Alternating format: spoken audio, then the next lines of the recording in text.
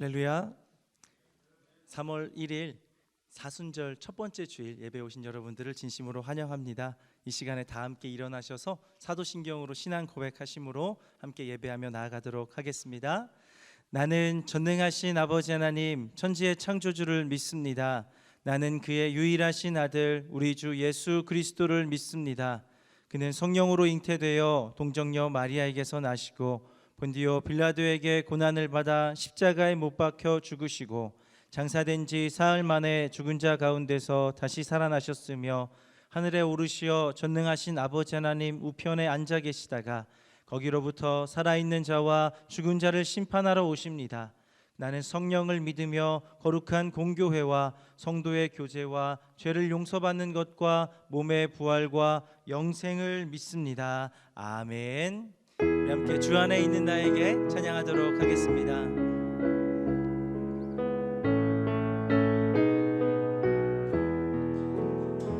주 안에 있는 나에게 난 근심이 있으랴 십자가 밑에 나아가 내 짐을 다시 한번 찬양합니다. 주 안에 있는 나에게 주 안에 있는 나에게 난 근심이 있으랴 십자가 밑에 나아가 내 짐을 풀었네. 주님을 찬송하면서 주님을 찬송하면서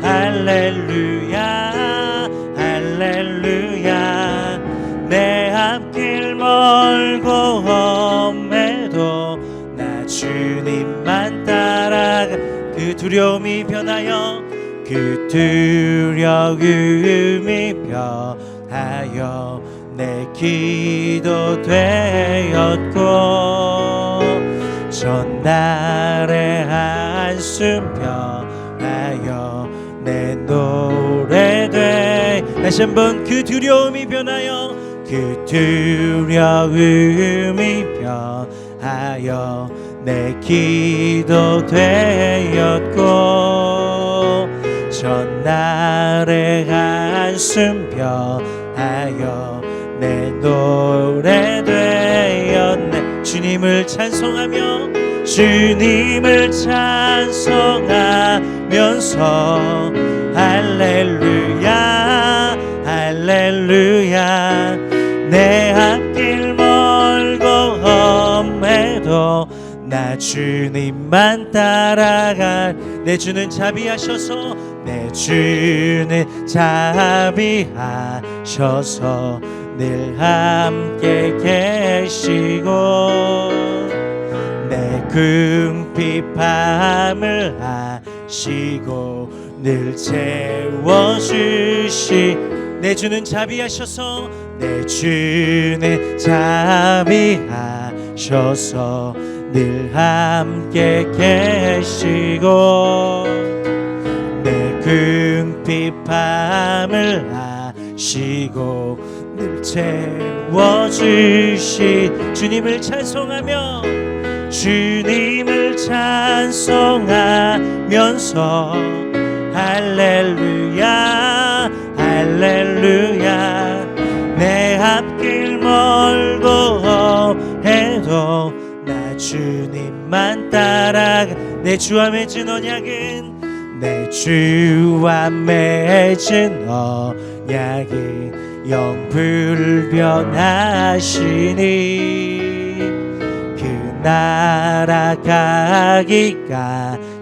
늘 보고 다시 한번 고백합시다. 내 주와 맺은 언약은 내 주와 맺은 언약은 영불변하시니 그 날아가기까지는 늘 보호하시는 주님을 찬송하며 주님을 찬송하면서 할렐루야 할렐루야 내 앞길 멀고 험해도 주님을 찬송하면서 주님을 찬송하면서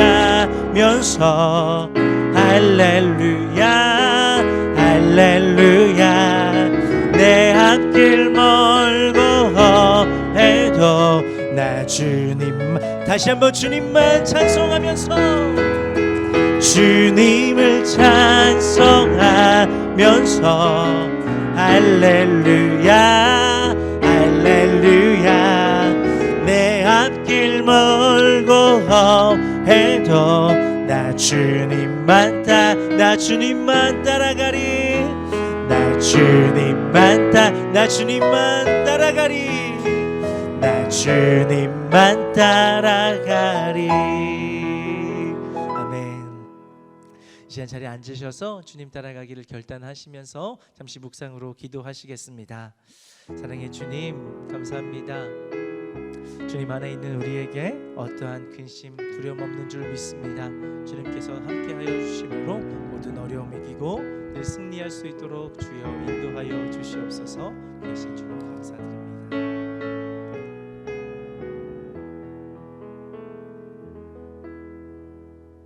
사랑의 아버지 하나님, 거룩한 주의 날 주의 거룩한 제단으로 택하신 자들 불러주시고 경배와 찬양과 기도와 예배로 모든 영광과 존귀를 기하신 주님께 드립니다. 지금 이 시간 주의 거룩한 예배에 참석한 주의 백성들 머리 위에 주님의 은혜를 경험하게 하시고 주님의 권세와 권능으로 입혀주시고 기쁨과 즐거움으로 충만하게 하여 주시옵소서. 선포되는 말씀을 아멘으로 화답하는 자마다 문제가 해결되게 하시며 아멘으로 화답하는 자마다 새롭게 변화되는 시간 되게 하여 주시옵소서. 본당과 가정에서 예배드리는 모든 심령들 머리 위에 성령님의 기름 부음으로 지혜와 총명과 명철로 차고 넘치게 하여 주시옵소서. 지금 이 시간 가난 영혼들 위해 성령의 담비를 더하시어 하늘이 모두가 형통되게 되는 놀라운 역사가 넘치게 하여 주시옵소서. 3월도 주님의 권능과 권세로 승리하는 한 달 되게 하시고 세상이 아닌 주님을 보게 하시고 사람의 일이 아닌 주님의 일로 분주한 귀한 시간으로 채워지게 하여 주시옵소서. 복음을 전파하는 아름다운 발이 되게 하시고 주의 나라를 위하여 주님 기뻐하신 믿음으로 달려가는 권능의 발이 되게 하여 주시옵소서. 가난과 질병으로 박해와 핍박당하는 상한 심령들을 이루어 주시고 복음의 말씀을 통하여 하나님의 사랑으로 거듭나게 하시고 세상 것이 아닌 하늘의 신한 것을 위하여 기도하며 달려가는 귀한 열매 역사가 차고 넘치게 하여 주시옵소서. 특별히 코로나 바이러스로 전 세계가 두려워하고 있사오니 속히 치료제가 준비되어 가시고 확진받은 모든 사람들에게 강건한 믿음을 주시어 믿음으로 이기는 놀라운 표적을 보게 하여 주시옵소서. 오늘도 강단에 세우신 소정 목사님을 기억하시어 기름 부음을 더하여 주시오며 권능과 권세 입술로 생명 말씀을 선포되게 하여 주시오며 듣는 자마다 아멘을 하답하여 위로부터의 축복이 차고 넘치게 하여 주시옵소서. 교회 각 기관과 재직들과 섬기는 성기들을 기억하시옵고 섬기는 손길마다 주께서 예비하신 축복을 더하여 주시오며 믿는 자의 권세가 넘치게 하여 주시옵소서.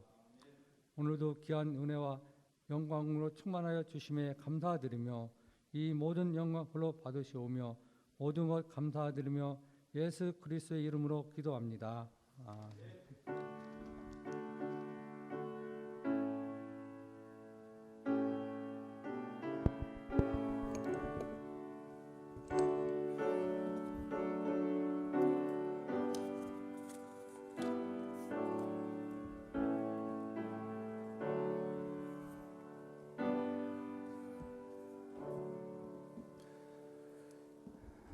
하나님의 말씀 보시겠습니다. 창세기 18장 16절입니다.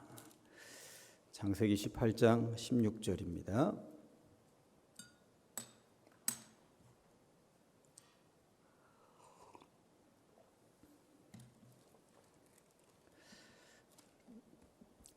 창세기 18장 16절부터 33절까지 제가 받들어 읽겠습니다. 그 사람들이 거기서 일어나서 소돔으로 향하고 아브라함은 그들을 전송하러 함께 나가니라. 여호와께서 이르시되 내가 하려는 것을 아브라함에게 숨기겠느냐? 아브라함은 강대한 나라가 되고 천하 만민은 그로 말미암아 복을 받게 될 것이 아니냐? 내가 그로 그 자식과 권속에게 명하여 여호와의 도를 지켜 의와 공도를 행하게 하려고 그를 택하였나니 이는 나 여호와가 아브라함에게 대하여 말한 일을 이루려 함이니라. 여호와께서 또 이르시되 소돔과 고모라에 대한 부르짖음이 크고 그 죄악이 심히 무거우니 내가 이제 내려가서 그 모든 행한 것이 과연 내게 들린 부르짖음과 같은지 그렇지 않은지 내가 보고 알려 하노라. 그 사람들이 거기서 떠나 소돔으로 향하여 가고 아브라함은 여호와 앞에 그대로 섰더니 아브라함이 가까이 나아가 이르되 주께서 의인을 악인과 함께 멸하려 하시나이까? 그 성중에 의인 50명이 있을지라도 주께서 그곳을 멸하시고 그 50의인을 위하여 용서하지 아니하시리이까? 주께서 이같이 하사 의인을 악인과 함께 죽이심은 부당하오며 의인과 악인을 같이 하심도 부당하니이다. 세상을 심판하시는 이가 정의를 행하실 것이 아니니이까? 여호와께서 이르시되 내가 만일 소돔 성읍 가운데에서 의인 50명을 찾으면 그들을 위하여 온 지역을 용서하리라. 아브라함이 대답하여 이르되 나는 티끌이나 재와 같사오나 감히 주께 아뢰나이다. 의인 50 중에 5명이 부족하다면 그 5명이 부족함으로 말미암아 온 성읍을 멸하시리이까? 이르시되 내가 거기서 45명을 찾으면 멸하지 아니하리라. 아브라함이 또 아뢰어 이르되 거기서 40명을 찾으시면 어찌하려 하시나이까? 이르시되 40명으로 말미암아 멸하지 아니하리라. 아브라함이 이르되 내 주여 노하지 마시옵고 말씀하게 하옵소서. 거기서 30명을 찾으시면 어찌하려 하시나이까? 이르시되 내가 거기서 30명을 찾으면 그리하지 아니하리라. 아브라함이 또 이르되 내가 감히 내 주께 아뢰나이다. 거기서 20명을 찾으시면 어찌하려 하시나이까? 이르시되 내가 20명으로 말미암아 그리하지 아니하리라. 아브라함이 또 이르되 주는 노하지 마옵소서. 내가 2번만 더 아뢰리이다. 거기서 10명을 찾으시면 어찌하려 하시나이까? 이르시되 내가 10명으로 말미암아 멸하지 아니하리라. 여호와께서 아브라함과 말씀을 마치시고 가시니 아브라함도 자기 곳으로 돌아갔더라. 아멘.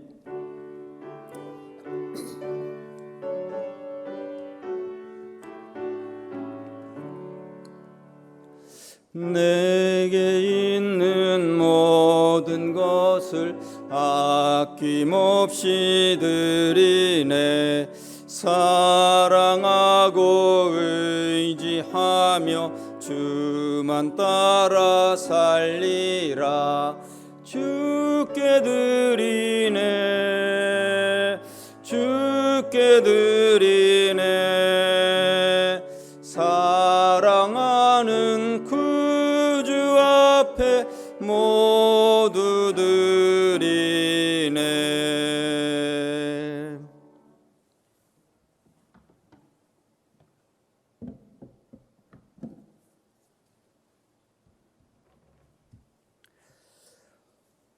교회 소식 전해 드리겠습니다.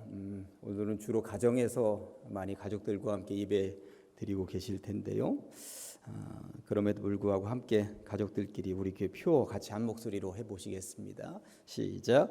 행복한 교회 공동체 걸어가세 믿음 위에 서서. 또 주제 삼고 아브라함이 여호와를 믿으니 여호와께서 이를 그의 의로 여기시고. 아멘. 올 한 해 어떠한 경우에서든지 어떤 환경에서든지 믿음으로 걸어가는 발걸음들이 되시면 좋겠다 하는 생각이 듭니다.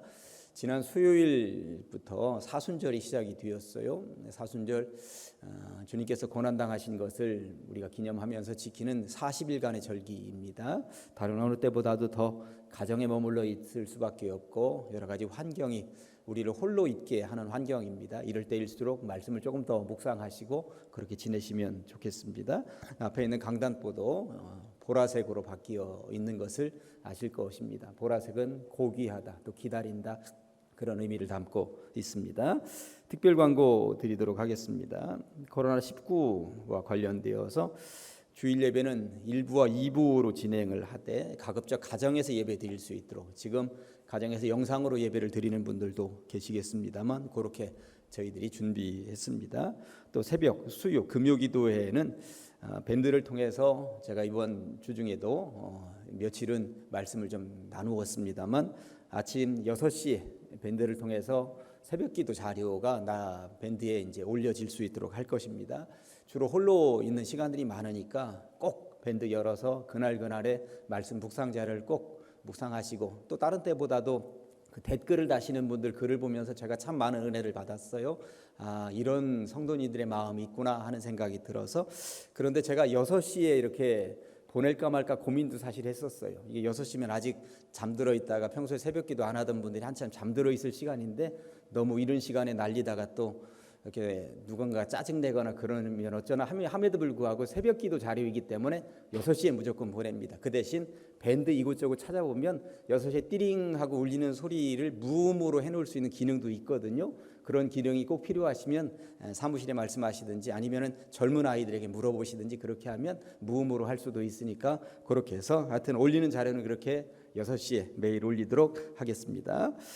장학금 수여 대상자가 전희진, 김태연, 이재호 학생들인데 수여식을 따로 하지 않고 통장으로 곧바로 입금하도록 하겠습니다. 나머지는 여러분들 주보 참고해서 보시면 되겠습니다.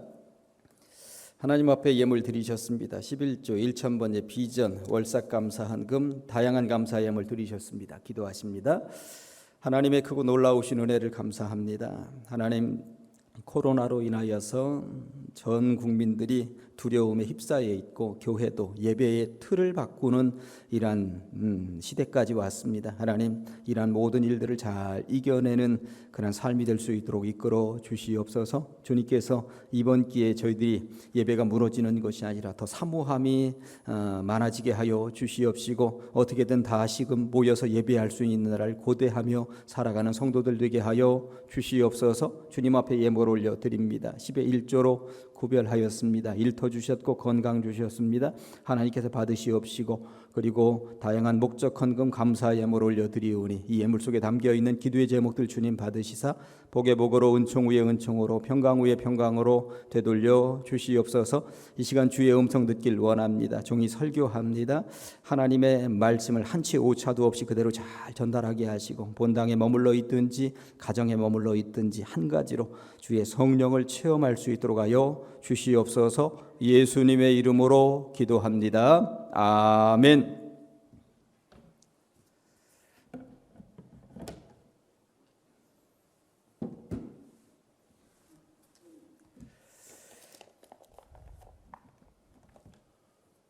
거듭 말씀드립니다만 코로나19의 여파로 인하여서 요 앞에는 지금 사람이 거의 없어요.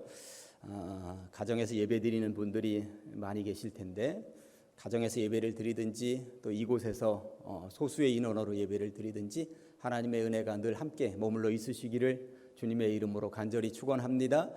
서로 가정에 있든지 이곳에 있든지 가족들에게도 옆 사람들에게 서로 사랑합니다, 축복합니다, 인사하시기 바랍니다.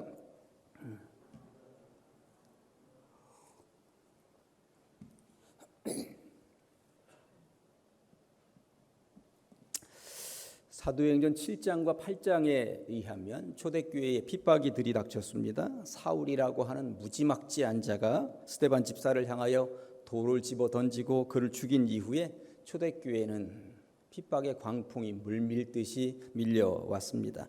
이때의 내용을 성경은 이렇게 표현하고 있습니다. 사도행전 8장 1절 말씀이 이렇습니다. 사울은 그가 죽임당함을 마땅히 여기더라. 여기서 그는 스데반이죠. 그날에 예루살렘에 있는 교회에 큰 박해가 있어 사도 외에는 다 유대와 사마리아 모든 땅으로 흩어졌다고 성경이 말씀하고 있습니다. 교회 본당에서 예배를 드리지 못하는 부분에 대해서 안타까워하시는 분들이 계시는 것을 제가 잘 알고 있습니다.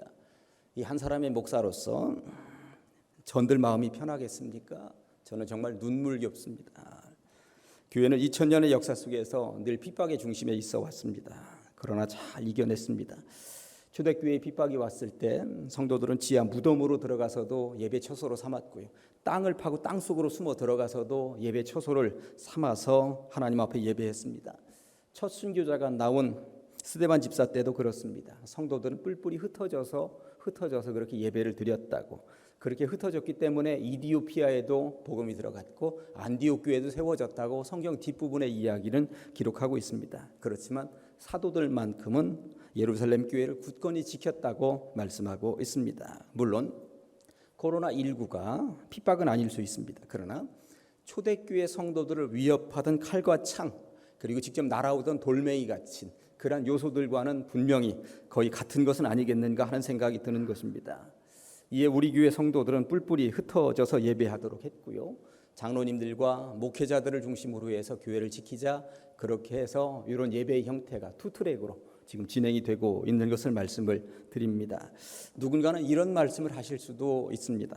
예수님께서 마가복음 16장 18절에서 뱀을 집어 올리며 무슨 독을 마실지라도 해를 받지 아니하며 병든 사람에게 손을 얹은즉 나으리라. 예수님의 말씀 맞습니다.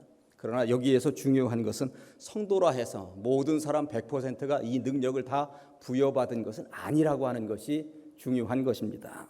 그런 믿음이 있고 그런 능력을 부여하신 분들은 그렇게 사시는 것이겠습니다만, 아직 그런 능력을 부여받지 못한 이에게 뱀을 집으라고 독을 마시라고 그래도 살아날 것이라고, 이것은 아무에게나 일반 성도들에게도 요구해서는 안 된다라고 하는 것입니다. 어디 평신도들의 믿음이 교회 목회자나 장로님들하고 견줄 수가 있겠습니까? 그러니 그런 평신도들은 이런 엄중한 시기에 흩어져서 예배를 드리도록 하는 것이고요. 우리 교회는 초대교회 사도들처럼 목회자와 장로님들이 이렇게 교회를 중심으로 해서 지키자, 그렇게 얘기를 한 것입니다. 우리는 내가 있는 곳이 그 어디든 예배를 드릴 수 있는 성도들입니다. 내가 어디에서 예배를 드리든 하나님께서는 그 예배를 받으시는 줄로 믿습니다. 이제 본론으로 들어가 보도록 하겠습니다. 오늘 설교는 사실 창세기 18장 전체를 읽어야 됩니다만 내용이 길어서 뒷부분만 이렇게 읽었습니다. 설교는 18장 전체의 내용을 가지고 풀어가 보도록 하겠습니다. 두 주제로 나누어서 설교합니다. 제목을 첫 번째, 예배는 찾아오심 더하기 영접이라고 이렇게 공식적으로 제목을 잡아 보았어요. 독일의 위대한 구약학자였던 클라우스 베스터만은 하나님과 사람이 만나는 사건을 일컬어서 예배다, 하나님과 사람이 만나는 사건이 예배다, 이렇게 해석을 했습니다. 좀 더 정확하게 그분이 써놓은 글의 내용을 언급해 보면, 예배란 완전하신 하나님이 불완전한 사람을 만나기 위해서 허리를 굽히고 찾아오시는 사건이다. 다시 한번 볼까요? 예배란 완전하신 하나님이 불완전한 사람을 만나기 위해서 허리를 굽히고 친히 찾아오시는 사건이다, 이렇게 이야기를 했습니다. 사실 저는 이 말을 처음 들을 때 깜짝 놀랐습니다. 아니, 우리가 찬송, 기도, 말씀, 헌물 가지고 모여서 하나님께 올려드리는 것이 예배지, 어떻게 하나님이 사람을 만나러 오시는 게 예배야? 더군다나 하나님께서 친히 허리를 굽히고 찾아오시는 것이 예배라고 하면서 의문을 가진 적이 있었습니다. 그런데 오늘 본문 앞부분을 보면 이 말이 이해가 됩니다. 1절에 보니까 이렇게 되어 있습니다. 여호와께서 마므레의 상수리 나무들이 있는 곳에서 아브라함에게 나타나시니라. 날이 뜨거울 때에 그가 장막문에 앉아 있다가, 여기서 그는 아브라함이에요. 하나님께서 친히 날도 그렇게 더운 날, 너무나도 뜨거운 날 아브라함을 만나시겠다면서 사람의 몸을 입고 친히 지금 걸어오셨다고 하는 것입니다. 지금 이 시간 본당에 계시든지 각 가정에 계시든지 하나님께서 여러분들 한 사람 한 사람을 찾아가시기를, 그렇게 찾아가시는 주님의 인재를 여러분들이 있는 곳곳마다에서 온몸으로 체험하시기를 주님의 이름으로 간절히 축원합니다. 하나님은 찾아가시는 분입니다. 찾아가시는 분. 주님이 찾아가시는 곳은 찬송 438장에서 고백하는 것처럼 높은 산이나 거친 들이나 초막이나 궁궐이나 차별이 없다고 하는 것입니다. 오늘 하나님께서 그렇게도 더운 날 모래바람 풀풀 날리는 그 들판으로 아브라함을 친히 찾아가셨다고 하는 것, 이게 얼마나 은혜로운 본문인가. 그리고 2절을 보니까 눈을 들어 본즉 사람 셋이, 그러니까 한 분은 하나님이고 둘은 천사예요. 사람 셋이 맞은편에 서 있는지라 그가 그들을 보자 곧 장막문에서 달려나가 어떻게 영접하며 몸을 땅에 굽혔다고 말씀하고 있습니다. 친히 찾아오신 하나님, 그리고 영접하러 달려나가는 아브라함, 이게 딱 맞아 떨어질 때 이게 예배이구나. 클라우스 베스터만은, 그 학자는 이야기를 하고 있는 것입니다. 하나님은 우리를 먼저 찾아오셨습니다. 주님이 먼저 찾아오셨기 때문에 우리가 살아있는 것이지, 우리가 먼저 하나님을 찾아 나서지 않았다고 하는 것입니다. 친히 2000년 전에 독생자, 그리고 십자가의 몸으로 이 땅에 오셔서 우리를 위해서 피를 흘려주시면서 친히 찾아오신 분이 주님이시라고 하는 것입니다. 우리는 그분 앞에 엎드리는 행위, 이것이 바로 예배라고 하는 것입니다. 우스갯소리 하나 할까요? 어떤 아내가 남편에게 그러더랍니다. 당신은 내 인생에 있어서 어쩜 그렇게 로또 같은지 몰라요. 이 말을 들은 남편이 깜짝 놀랐습니다. 정말? 내가 정말 당신에게 그런 존재야? 했더니 아내가 하는 말이 어쩜 그렇게 맞는 게 하나도 없어요. 성격도 안 맞지, 식성도 안 맞지, 말도 안 통해요. 그러고 보면 당신은 로또야 로또. 맞는 게 하나도 없어. 한 번도 안 맞아. 그러더랍니다. 제가 볼 때 어떤 이들에게는 정말 안 맞는 로또 같습니다. 교회당을 수십 년 다녔는데도 불구하고 하나님이 그렇게 찾아오시는데도 불구하고 주님을 영접할 생각을 안 합니다. 안 맞습니다. 주님은 그렇게 찾아오시는데 로또 용지가 이렇게 있는데 안 맞아요. 그래서 주님을 체험하지 못하고 경험하지 못하고 그 앞에 엎드리지 못하고 그러는 인생들이 있다라고 하는 것입니다. 이만큼 안 맞는 인생이 있겠는가. 그러나 하나님과 잘 맞는 성도는 매일매일이 로또 맞은 인생입니다. 늘 찾아오시는 주님 만나고 늘 그 앞에 영접하고 엎드리고 그리고 기뻐서 그 손을 잡고 펄쩍펄쩍 뛰고 그런다라고 하는 것이죠. 이런 분들에게 있어서 하나님은 안 맞는 로또가 아니라 잘 맞는 로또이구나 하는 생각이 드는 것입니다. 이게 바로 진정한 예배자의 모습이라 할 수 있는 것이죠. 영적인 눈이 열리면 내가 어느 곳에 있든지 나를 친히 찾아오시는 주님의 모습이 보이게 되어 있습니다. 그리고 만나게 되어 있습니다. 그리고 이게 바로 잘 맞는 로또이구나, 진짜 예배이구나 라고 하는 것을 체험하게 된다라고 하는 것입니다. 그렇게 하나님을 만나니 아브라함이 너무 좋은 거예요. 하나님 앞에 지극정성으로 온 몸과 온 마음과 정성을 다하여서 뭔가를 대접하고 싶은 거예요. 해드리고 싶은 거예요. 그 내용이 오늘 본문에 디테일하게 기록되어져 있는데 6절과 7절을 보면 아브라함이 급히 장막으로 가서 사라에게 이르되 속히 고운 가루 세 스아를 가져다가 반죽하여 떡을 만들라 하고 아브라함이 또 가축 떼 있는 곳으로 달려가서 기름지고 좋은 송아지를 잡아 하인에게 주니 그가 급히 요리했다고 성경이 말씀하고 있습니다. 아브라함의 지극정성 하나, 아브라함의 마음 하나. 아브라함의 지극정성을 먼저 살펴보실까요? 고운 가루 세 스아라고 하는 이 분량을 가지고 대접했다고 나와 있습니다. 세 스아. 한 스아는 1인분 중에서도 조금 많은 분량이라고 하시면 되겠습니다. 세 스아를 준비한 이유는 하나님과 두 천사를 대동하고 하나님이 나타나셨으니 3인분을 세상 말로는 거나하게 푸짐하고 넉넉하게 준비했구나 이렇게 보시면 되는 거예요. 제가 신방을 가도 성도들이 어떻게든 푸짐하게 준비하려고 노력하는데 하나님을 친히 맞이하는 아브라함이 얼마나 푸짐하고 넉넉하게 준비하려고 애썼겠는가 하는 생각을 해보면 이 세스아라고 하는 것은 손이 큰 사람들이 준비하는 분량이라고 하는 것 이렇게 해석을 하시면 됩니다. 또 고운 가루라고 하는 이 단어 속에도 아브라함의 지극정성이 들어 있습니다. 당신은 밀 껍질과 밀 알맹이를 따로 제대로 구분을 잘 할 수 있는 시대가 아니었다고 그럽니다. 그러다 보니까 밀 껍질하고 밀 알갱이하고 그냥 빻아가지고 대충 불어서 함께 그냥 그것 가지고 둔탁하게 요리해서 빵 만들어서 먹던 시절이 그 당시였다고 학자들은 이야기하는 거예요. 그러다 보니 껍질을 완전히 제거하고 알갱이로만 만든 고운 가루는 이게 제대로 쉽게 나타날 수 있는 음식의 종류가 아니라는 것입니다.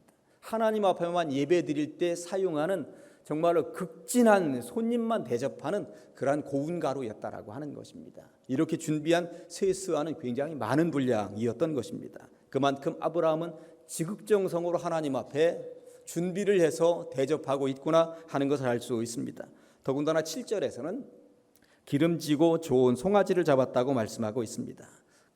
큰 소들에 비해서 암송아지 한 마리, 이게 얼마나 극상품의 요리인지 여러분들도 잘 아실 것입니다. 최고의 요리입니다. 자기가 소유하고 있는 소들 가운데 가장 기름지고 가장 좋은 송아지를 잡았다고 성경은 굳이 말씀하고 있습니다.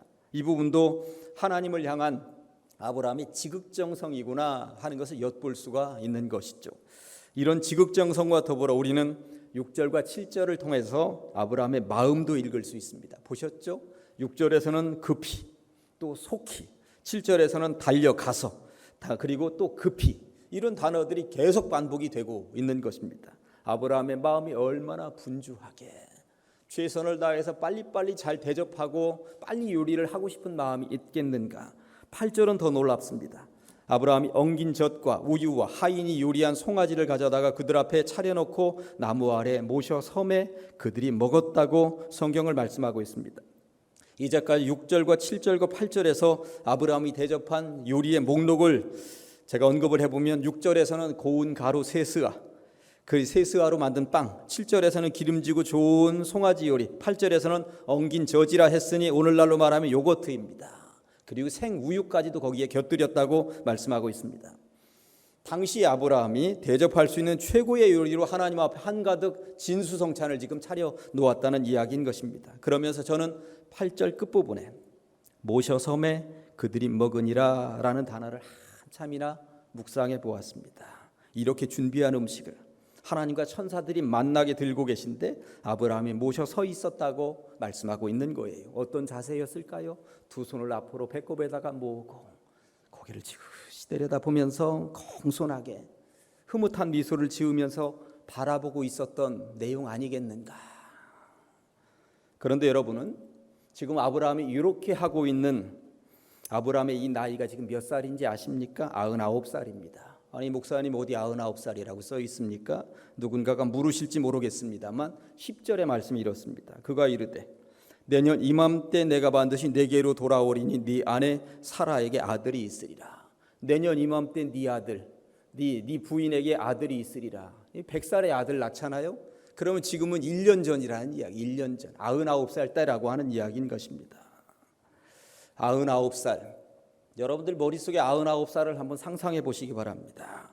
99살 노인 장반이 하나님과 천사들이 식사를 하는 자리에 두 손을 공손하게 모으고 서 있는 모습을, 흐뭇한 미소를 짓고 있는 모습을 한번 상상해 보시기 바랍니다. 성경에 쓰여 있지는 않지만 이때 하나님께서 맛있다, 참 맛있다 하면서 그런 음식들을 드시고 계셨던 것은 아니겠는가. 그렇다면 하나님께 드려지는 여러분들의 예배는 어떤 것입니까? 지극정성으로 준비하시고 이곳에 달려오셨습니까? 아니면 가정에서 예배를 드리니까 대충 옷매무새도 대충 그러면서 야 빨리 1시간 지나가면 좋겠다 이런 예배이십니까?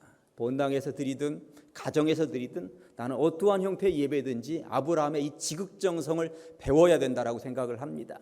그리고 아브라함이 급히 달려가면서 이 그 노인네가 달려다니면서 그렇게 준비한 것처럼 모든 예배는 온몸과 마음과 정성이 담겨 있어야 된다라고 하는 생각이 드는 것입니다. 그래야 하나님께서 받으시기에 충분한 그런 네 예배가 참 예쁘구나, 네 예배가 참 잘 준비되었구나 이런 소리를 들을 수 있는, 그래서 가정에서 드리든 이본당에서 드리든 하나님께서 마음에 드는데 하나님으로부터 이런 인정을 받을 수 있는 여러분들 예배자이시기를 주님의 이름으로 간절히 축원합니다. 두 번째, 그 두려움이 변하여 내 기도 되었고, 오늘 설교 제목이기도 합니다. 하나님의 부름을 받은 백성이고 하나님이 함께 하신다는 사실을 알면서도 우리는 자주 두렵죠. 밤길이 두렵고 미래가 두렵기도 합니다. 오늘날은 눈에 보이지도 않는 코로나 병균이 두렵습니다.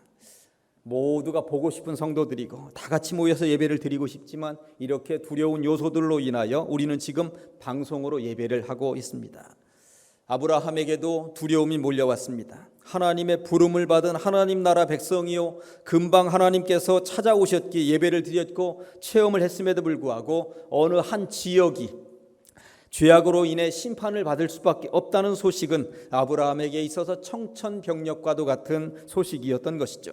하나님께서 심판을 하시겠다며 벼르고 있는 지역은 소돔이었습니다.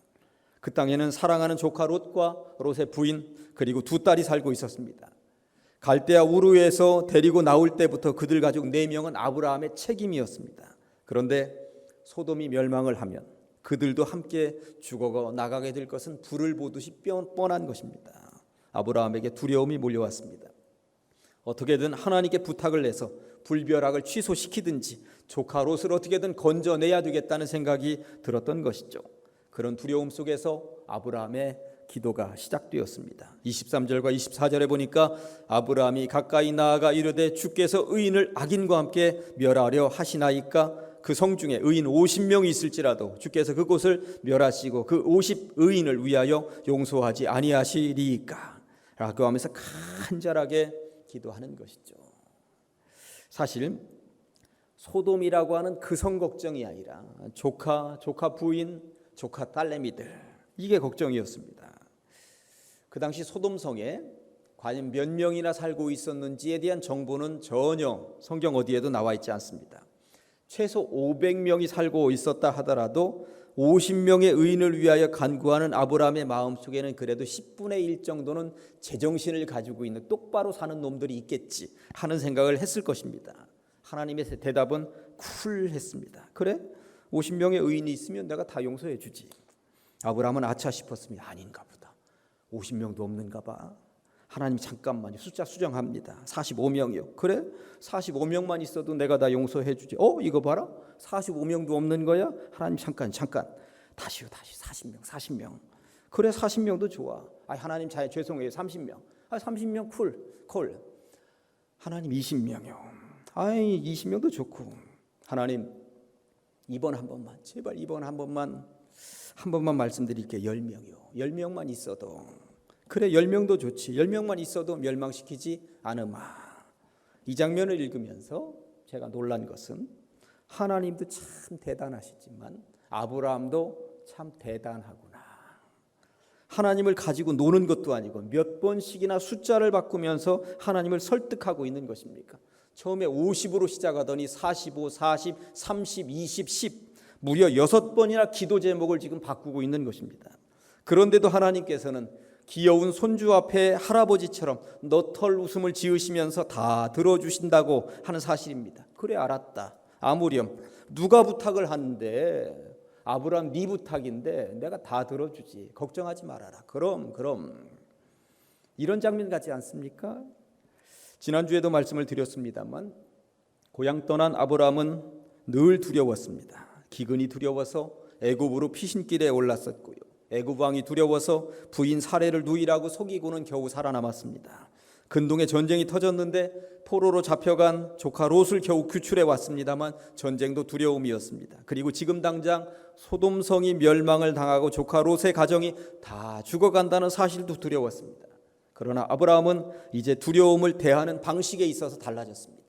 이전만 해도 두려운 것, 자기 멋대로 머리 굴려 보았고 자기 멋대로 판단해서 이리저리 행동해 보았습니다만 하나님을 제대로 만나고 난 이후에는 깨닫게 된 것입니다. 그리고 그분께 기도하면 된다는 사실을 알게 된 것입니다. 설교 후에 부를 찬송 370장 특별히 2절 가사는 이렇죠. 그 두려움이 변하여 어떻게 내 기도 되었고. 저는 이 말이 그렇게도 좋습니다. 두려움을 앞에다 두고 기도할 수 있는 인생, 두려움을 앞에다 두고 두려워만 하는 인생, 두려움을 앞에다 두고 내 멋대로 머리 굴려 사는 인생은 신앙인이 아니죠. 두려움을 앞에다 두고 하나님께 묻는 인생, 두려움을 앞에다 두고 기도하며 하늘 아버지의 뜻을 구하는 인생이 진짜 신앙인이라고 하는 것입니다. 열왕기하 20장을 읽어보면 남유다의 히스기야 왕이 병들어 죽게 된 장면이 나옵니다. 그때 히스기야의 나이가 39살이었습니다. 한창 일할 나이였습니다. 그 젊은 나이에 신앙을 똑바로 잡는 운동을, 그래서 히스기야의 종교개혁이라는 말이 등장할 정도로 얼마나 종교적인 부분, 신앙적인 부분을 다 뒤집어 엎어서 올바로 자리매김했는지 모릅니다. 당시 강대국이었던 아수르하고 싸워서도 아수르를 완전히 물리쳐낸 왕이 히스기야였습니다. 그러니 종교적으로도 안정, 국제적으로도 안정. 그런데 어느 날 하나님이 찾아오시더니 너 이제 죽는다. 내 집 정리해라. 얼마나 기가 막혔을까요? 얼마나 두려웠을까요? 죽음은 누구에게나 두려운 것입니다. 코로나가 왜 두려운가 하면 그게 죽음하고 연결되어 있기 때문에 그렇습니다. 잠깐 독감 말고 낫는 것 같으면 이렇게 두렵지 않은 것이죠. 그런데 히스기야에게 있어서 중요한 것은 그 죽음을 앞에다 두고 기도했다는 것이고 벽을 향하여 통곡을 하면서 기도했다는 것입니다. 이후에 히스기야가 어찌 되었는지 여러분들도 잘 아시죠? 3일 만에 병상을 털고 일어났고요. 뿐만 아니라 생명을 15년이나 연장받았다고 말씀하고 있습니다. 세상에서 쓰는 말 가운데 그러니까 평소에 좀 잘하지 이런 말이 있습니다. 평소에는 평생 안 볼 사람처럼 살다가 다급하면 울고불고 난리를 피우면 그런 사람이 오면 들어주기 싫잖아요. 그런 사람을 볼 때 우리는 속으로 그럽니다. 참 염치도 없다. 하나님께도 그렇습니다. 하나님께도 염치가 있는 삶을 살아야 된다라고 하는 것입니다. 히스기야가 15년 생명 연장의 선물을 받을 수 있었던 기도 응답의 비결은 히스기야는 하나님 앞에 염치가 있는 인생이었기 때문입니다. 타락해 가던 백성들 전부 다 그 신앙을 하나님께로, 여호와 하나님께로 돌려놓았고요. 나라의 기틀을 아주 굳건하게 세웠습니다. 히스기야 같은 왕은 이전에도 이후에도 다윗 이외에는 없을 정도였다라고 성경이 이야기할 정도입니다. 그러니 그런 선물을 받죠. 아브라함도 오늘 마찬가지입니다. 기도 제목을 6번씩이나 바꾸면서 기도를 하는데도 하나님께서는 너털 웃음을 웃으시면서 그래 한더니 네가 기도하는데 그럼 다 들어주십니다. 우리들 같으면 불벼락이 떨어질 것 같습니다. 네가 나를 두고 다 장난하냐? 사실 이런 꾸지람이 들리지 않겠습니까? 그런데 아브라함에게는 어쩜 그렇게도 인자하신지 모르겠습니다. 쉽게 말씀을 드리면 오늘 아브라함은 이전의 아브라함이 아니라는 사실, 하나님 앞에 염치가 있는 인생으로 바뀌었다라고 하는 사실이 정답인 것입니다. 친히 찾아오신 하나님 앞에 아브라함이 어떻게 했는지 보셨죠? 그 나이에, 그 99살의 그 나이에 아브라함은 정말 최선을 다했습니다. 99살의 그 노인네가 친히 뛰어다니면서 지극정성으로 준비했고요. 온 몸과 마음을 다하여 하나님 앞에 다소곳하게 서 있는 그 모습을 한번 상상해 보시기 바랍니다. 하나님께서 보시기에 얼마나 예뻤겠습니까? 당연히 예쁘죠. 무슨 소원이든지 다 들어주고 싶지 않겠습니까? 다음 주에 읽을 본문입니다만 창세기 19장 29절 말씀은 이렇습니다. 하나님이 그 지역의 성을, 그러니까 소돔과 고모라 그 지역의 성을 멸하실 때 곧 롯이 거주하는 성을 엎으실 때에 하나님이 아브라함을 생각하사 롯을 그 엎으시는 중에서 내보내셨더라. 아브라함의 기도가 이렇게 응답을 받았다는 이야기인 것입니다. 아브라함의 지극정성 간절한 기도 제목이 결국 롯을 죽음에서 생명으로 옮겨 놓았다고 성경이 말씀하고 있는 것이죠. 성도는 하나님 앞에 염치가 있는 인생을 살아야 합니다. 내가 서 있는 곳이 그 어디든 친히 찾아오시는 주님을 지극정성으로 맞이하시고 온 몸과 마음과 정성을 다하여서 예배하는 예배자, 그리고 아브라함처럼 다소곳이 은혜를 기다리면서 서 있는 자세, 그렇게 아름다운 신앙을 소유한 사람의 기도는 역사하는 힘이 이렇게도 크다라고 하는 것입니다. 이제 말씀을 정리합니다. 두려움이 엄습해오는 시대를 살고 있습니다. 눈에 보이지도 않는 코로나 병균의 급습이 우리는 너무나도 두렵기만 합니다. 그러나 신앙의 선진들은 그 두려움이 변하여 내 기도가 되도록 지혜로웠고 그리고 그 기도는 응답을 받았다고 하는 것입니다. 이 엄중하고도 어려운 시대에 여러분을 두렵게 하는 요소도 기도로 승화시키고 주 안에 있는 나에게 딴 근심이 있으랴 찬양하시면서 이겨내시기를 주님의 이름으로 간절히 축원합니다. 기도하십니다. 하나님 아버지 감사합니다. 코로나19의 엄습에 두려움이 앞서겠습니다만 우리 있는 곳곳마다 주님의 임재를 믿으며 우리는 예배합니다. 본당에 있든 각 가정에 있든 주의 은혜가 한 가지로 머물러 있기를 간절히 소망하오니 동일한 은혜를 내려 주시옵소서. 코로나19를 통해 우리 자신들의 죄악을 돌아보며 회개하오니 주여 용서하여 주시옵소서. 이번 기회에 이단의 무리들을 뿌리 뽑는 계기가 되게 하여 주시옵소서. 코로나로 인하여 힘에 겨워하는 의료진들과 공직자들에게 힘을 주시고 이겨낼 수 있도록 건강 지혜도 허락하여 주시옵소서. 코로나와 관련된 치료약이 빠르게 개발되어 더 이상 아프거나 죽어가는 이들이 없게 하여 주시옵소서. 이런 엄중한 상황에서도 우리는 예배합니다. 친히 찾아오시는 주님을 마음에 품습니다. 그리고 기도하오니 하나님 앞에 기도 응답을 받을 수 있도록 염치 있는 신앙인들이 다 되게 하여 주시옵소서. 이런 일로 인하여 신앙이 무너지지 않게 하시며 특히 자라나는 세대들이 신앙을 놓치지 않도록 성령 하나님께서 친히 역사하여 주시옵소서. 이 또한 지나가리라 라는 말처럼 서둘러 지나가길 소망합니다. 그래서 모든 일들이 평범한 일상을 회복하길, 교회도 온전한 예배를 드리는 곳이 되길 간절히 소망하오며 예수님의 이름으로 기도합니다. 아멘. 찬송은 되도록이면 일어나서 370장 부르십니다.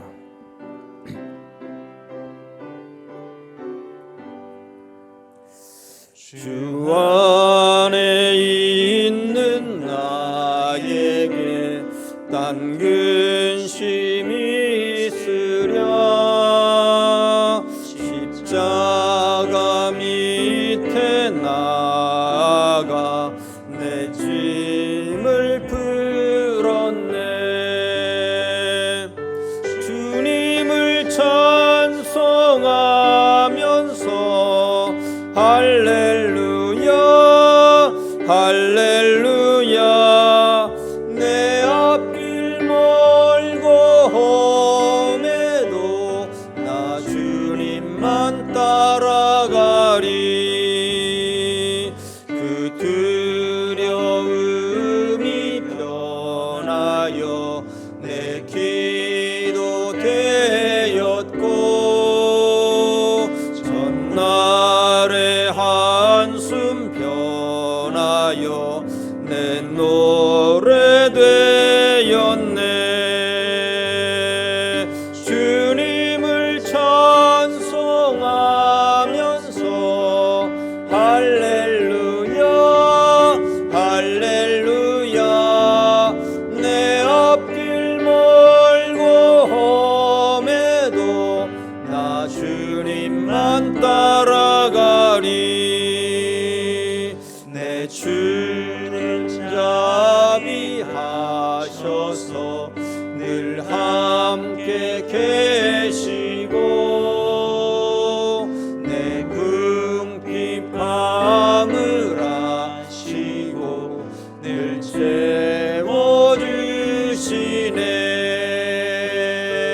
주님을 찬송하면서 할렐루야 할렐루야 내 앞길 멀고 험해도 나 주님만 따라가리. 내 주와 맺은 언약은 영불변하시니 그 나라 가기까지는 늘 보호하시네.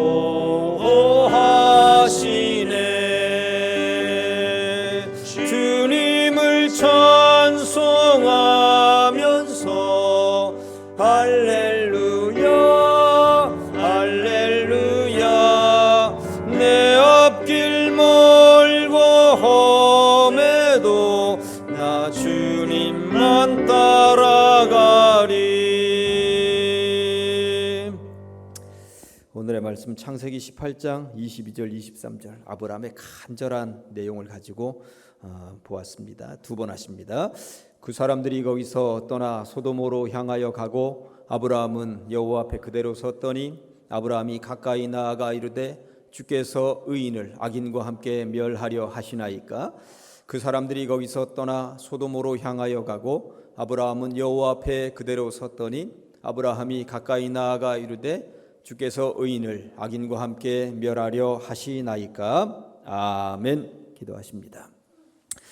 지금은 우리 주님 예수 그리스도의 은혜와 어느 곳이든 친히 찾아오시는 하나님 아버지의 크고 놀라우신 사랑과 늘 따스하게 품어주시는 성령 하나님의 역사 교통 교제케 하심이 주님께 예배하며 기도할 때마다 하나님의 생각과 일치한 기도를 드림으로 응답받기를 소망하는 주의 백성들 머리 위에 삶 위에 이제로부터 영원토록 함께 하옵시기를 간절히 축원하옵나이다.